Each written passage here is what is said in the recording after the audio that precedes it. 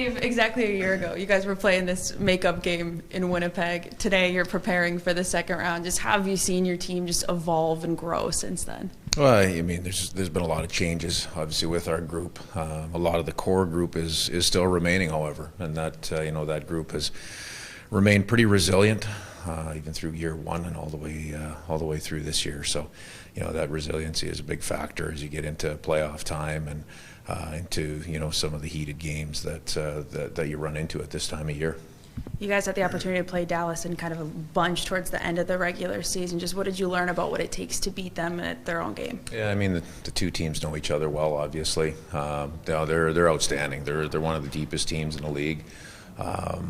You look from top to bottom, that top line of theirs is as good as any in the league, all the way through their decor and goaltending. So, there's a big challenge there in front of us.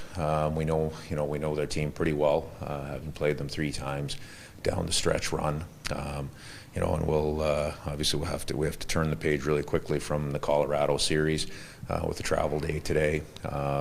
Take some key points that we want to make sure that we're focusing on, and then just go and play our game, and that's the bottom line for us. Ottinger's been one of the best goalies in the postseason. Just statistically, what's the best way to really get the shot volume up? Challenge him as much as you guys can. Well, it's not just shot volume. It's going to be trying to take away some of his sight lines and some of his vision on the puck. I mean, what he's seeing right now. He is stopping. He's competing in there.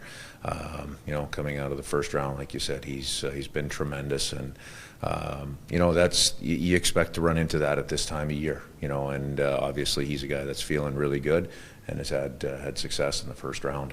Your team has been really, really great all year at 5-on-5, and obviously you've had a lot of success on the penalty kill as well. But how critical is it? How helpful is it if you guys can try to keep it at 5-on-5 as much as possible? Well, you don't want to give their power play too many opportunities. I mean, they're lethal right now. And they've, obviously they've got some maturity as a group together.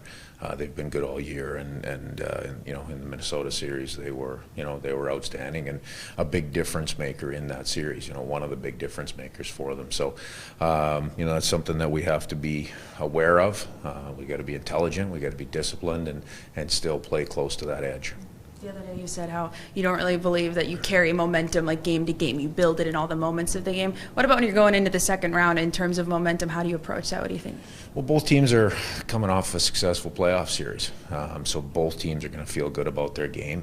For us, obviously it's a little bit quicker turnaround. So, we're going to have to use that to our advantage, right? We don't have the ability to have a day or two of rest, so we've got to be able to flip that switch and mentally feel good about our game and get ready for game one here. It doesn't matter what the turnaround time is. You don't get game one back, so our readiness will be critical, and I believe we will be. We've had the ability to flip the switch. We're in a pretty regular rhythm here. Day of travel today, get as much rest as we can, and then we've just got to, like I said, we've got to get a little information to our team through a couple of quick meetings without giving them too much, and then just get ready to play. Thanks, Dave.